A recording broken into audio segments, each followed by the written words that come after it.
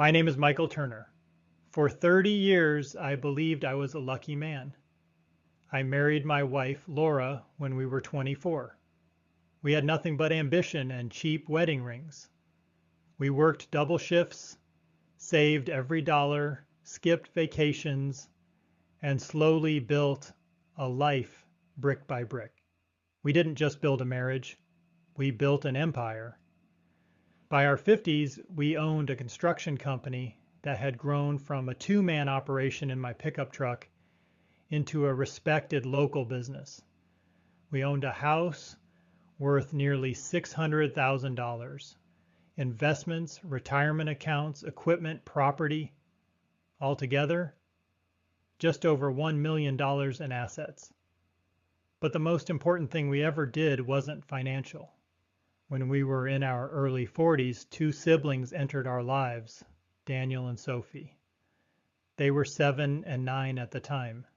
Their biological parents lost custody, and Laura was the one who pushed us to step in. "We can give them stability," she said. And we did. We went through the legal process. We became their guardians. They weren't born to us, but they became ours in every way that mattered. Bedtime stories, soccer practices, school projects, nightmares, first crushes. They called us Mom and Dad, and for years we were a solid family, or at least I thought we were. Looking back now, I can see small cracks I ignored. Laura started traveling more, business conferences. She became distant at home, short-tempered, secretive with her phone. But after 30 years together, you don't assume betrayal. You assume stress. You assume phases. You assume loyalty. Until the day she sat across from me at our own kitchen table and said, "I'm not happy. I haven't been for years." Just like that. 30 years reduced to a sentence. I asked about counseling. She said no. I asked about the kids. She said they would understand. I asked about us. She said there was no us anymore. And within 6 months, the divorce papers were filed. That's when I learned something I never expected after 3 decades of partnership. Love may feel equal, but divorce is not. When the lawyers got involved, I stopped recognizing the woman I had spent 30 years loving. Laura didn't want counseling. She didn't want negotiation. She wanted division. Cold, precise, calculated. We sat in a conference room that smelled like leather and polished wood while 2 attorneys discussed our entire life like it was a spreadsheet. Assets, family home, $600,000, business valuation, $320,000, investment accounts, $140,000, equipment and vehicles, approximately $80,000, total, just over $1 million. Hearing that number spoken out loud felt surreal. $1 million, that wasn't money. That was 30 years of 5 a.m. mornings. 30 years of missed holidays because a client needed something finished. 30 years of her managing books while I worked construction sites in the rain and snow. 30 years of teamwork, or what I thought was teamwork. Her lawyer argued that she had sacrificed her career to help grow the business, that she handled finances, that she maintained the household, that she supported my long hours. And legally, he wasn't wrong. But emotionally, it felt like someone was cutting me open. Then came the part that broke me. Laura requested full ownership of the house, not to sell and split, to keep. She said the children needed stability. Daniel and Sophie were now teenagers. They were deeply attached to the house.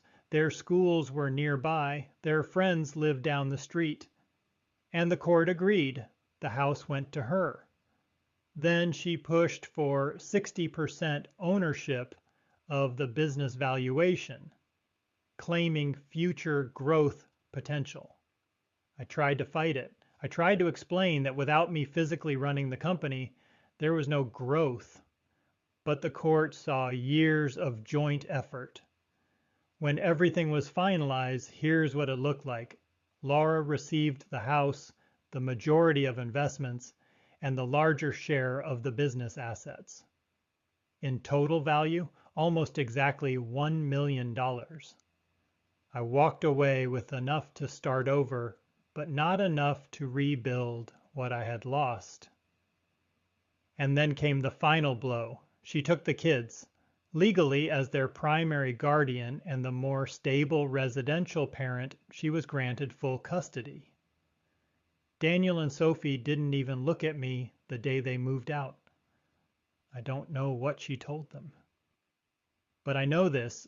I went from being a husband and father of 30 years to sleeping alone in a rented apartment with a folding table and 2 plates in less than a year. 30 years, $1 million, gone. And somehow that still wasn't the worst part. People think the hardest part of divorce is losing money. It isn't. It's losing the version of your life you believed was real. For months after everything was finalized, I kept replaying our marriage in my head like security footage, searching for the moment it broke, the warning sign, the crack that started it all. Was it when she stopped laughing at my jokes? Was it when she started traveling alone? Was it when she locked her phone with a new password? Or had it been dying slowly for years while I was too busy building our future to notice she was already planning her exit? I moved into a small 1-bedroom apartment across town. No yard, no garage, no workshop, just white walls and silence. The first night there, I sat on the floor because I hadn't bought furniture yet. I stared at the ceiling and realized something terrifying. For the first time in 30 years, no one knew where I was.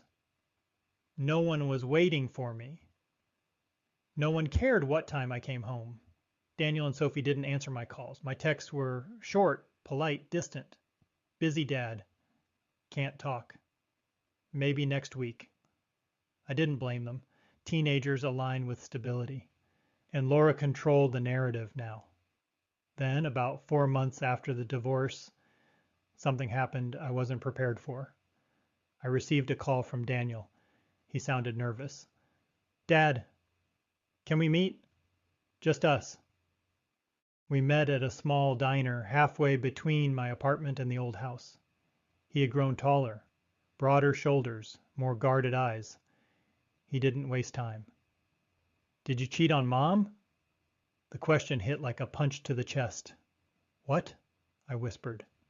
He stared at his coffee. Mom said you were emotionally gone for years, that you chose work over us, that you didn't care anymore. I felt something inside me crack. I built that company so you'd never struggle, I said quietly. I missed games so you could go to college. I worked weekends so we could afford that house. He looked confused. Then he said something that changed everything. She was seeing someone before the divorce. My ears rang. What did you say? Daniel nodded slowly. I wasn't supposed to know. I saw messages. Months before she told you she was unhappy. Months, not weeks. Months. That meant when she sat at our kitchen table and said, I haven't been happy for years. She already had someone waiting. When she cried in court about emotional distance, she already had a new address in mind. When she fought for the house, for the kids, she had already emotionally moved on. I drove home shaken. Not because she left, but because she rewrote history to justify it. She didn't just take $1 million in assets. She took the story of our marriage and replaced it with one where I was the villain. And the worst part? It worked. Daniel told me Laura's new partner had moved in only 8 months after the divorce was finalized. 8 months after 30 years. The house I built now had another man sleeping in my bedroom, using the kitchen table where she ended our marriage. Parking in the driveway, I paved myself. I thought the $1 million was the theft, but it wasn't. The real theft was this. She took my children's trust. She took my reputation. She took the narrative of our life, and she left me with silence. But that wasn't the end, because what she didn't expect was that silence gives a man time to think, and time changes everything. There's a strange thing that happens after everything is taken from you. At first you break, then you go numb. And then one morning you wake up and realize no one is coming to save you. I had lost my house. I had lost my marriage. I had lost daily access to my children. And I had watched $1 million, 30 years of sweat and sacrifice, walk away under someone else's name. But I hadn't lost my hands. I hadn't lost my skill. And I hadn't lost my work ethic. The business had been divided financially, but not operationally. I kept the core licenses, the client relationships, and a small portion of equipment. On paper, it looked like Laura had won. In reality, she had taken assets. I had taken the engine. I rented a small warehouse space on the edge of town.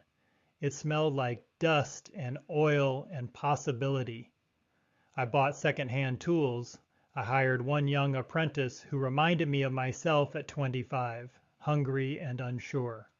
We started small bathroom remodels, deck repairs, roofing patches, no prestige projects, no big contracts. But something changed in me during that time. For 30 years, I built a life trying to prove I was a good provider. Now I was building for myself, no pressure to impress, no need to justify long hours, no one waiting at home with resentment, just me, the work, and quiet determination. Meanwhile, I heard things about Laura. The new man's name was Andrew, financial consultant, smooth talker, always well-dressed, the kind of man who doesn't build things, he manages them. He moved into the house quickly, too quickly.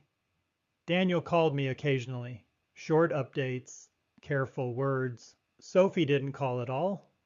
Then one evening, almost a year after the divorce, Daniel showed up at my warehouse unannounced.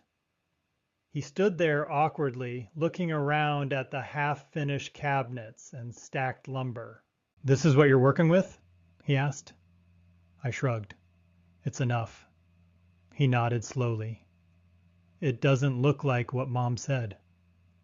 I wiped my hands on a rag. "What did she say?" "That you kept everything. That she had to fight just to survive." I almost laughed, but I didn't. Instead, I walked him through numbers, not emotionally, logically. What she received, what I kept. The valuation, the court order. I showed him the documents I had never intended to show my children. His face changed as he flipped through the pages. "She told us you tried to hide money," he said quietly. "I didn't," I replied. And that was the moment something shifted. Not dramatically, not loudly, but subtly. Truth doesn't need to shout. It just needs to exist long enough. Over the next few months, Daniel visited more often. Sometimes he helped sand wood or carry materials. Sometimes he just watched.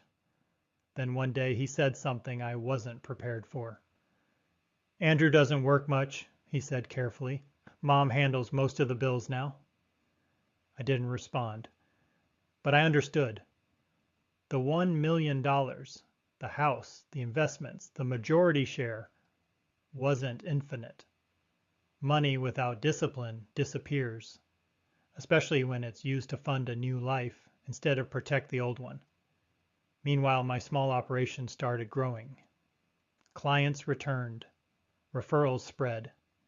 Within 2 years, I had rebuilt 70% of what I once had. Not in assets yet, but in stability. And more importantly, Daniel started calling me Dad again without hesitation. Sophie followed later. Slower, but she came. One evening, she stood in my apartment kitchen, still modest, still simple, and said, "I didn't know the whole story." I nodded. "You weren't supposed to." She looked around. "This feels more honest." And for the first time since the divorce, I felt something stronger than anger. Peace. Laura had taken $1 million worth of property, but she couldn't take integrity. She couldn't take skill. She couldn't take the truth forever. And slowly, my children were coming back. People assume the one who walks away with the money wins. On paper, Laura won. She kept the $600,000 house. She walked away with the majority of our investments. She secured over $1 million in combined assets. She kept the kids. She kept the narrative. For a while, it probably felt like victory. But here's something most people don't understand about divorce settlements. Assets are frozen moments in time. Life keeps moving. 2 years after the divorce, the cracks started showing. Daniel told me first. Andrew had convinced Laura to refinance the house to unlock equity. He had business ideas, investment opportunities, short-term gains that required capital. She trusted him. She signed. The stable house, the symbol she fought so hard to keep, became leveraged. Risk attached itself to security. Then the market shifted. One investment failed, then another. Andrew wasn't the financial genius he presented himself to be. He was a man who liked the image of success, not the responsibility of it. Within a year, most of the liquid assets Laura received were significantly reduced. Not gone, but diminished. And here's the part that hurt the most to hear. She was stressed. Constantly. The same woman who once accused me of choosing work over family was now obsessively tracking accounts and arguing over expenses. Daniel and Sophie noticed the tension. They noticed Andrew's impatience. They noticed how quickly freedom had turned into pressure. Meanwhile, my business continued to grow steadily, slowly, honestly, no risky leverage, no shortcuts. 3 years after the divorce, I bought a modest home. Nothing flashy. Smaller than the one we lost, but fully mine, no debt attached. When Daniel helped me move in, he said something that stayed with me. "You look lighter." I thought about that. Laura had taken $1 million in assets, but I had taken something she didn't value enough. Stability earned the hard way. Then came the phone call I never expected. It was Laura. We hadn't spoken directly in almost 3 years. Her voice sounded older, tired. "I made mistakes," she said. There was no dramatic apology, no tears, just exhaustion. Andrew had left. The investments had collapsed. The house was up for sale, not because she wanted to move, but because she had to. The $1 million division that once felt like the end of me had become a temporary illusion for her. And here's the strange part. I didn't feel satisfaction. I didn't feel revenge. I felt distance. Because by then I had already survived the worst. The real loss wasn't the $1 million, it was 30 years of belief. And I had already rebuilt myself without it. She asked if I would ever forgive her. I answered honestly. "I don't hate you," I said, "but I don't trust you." And sometimes that's the most truthful thing you can say to someone who rewrote your life.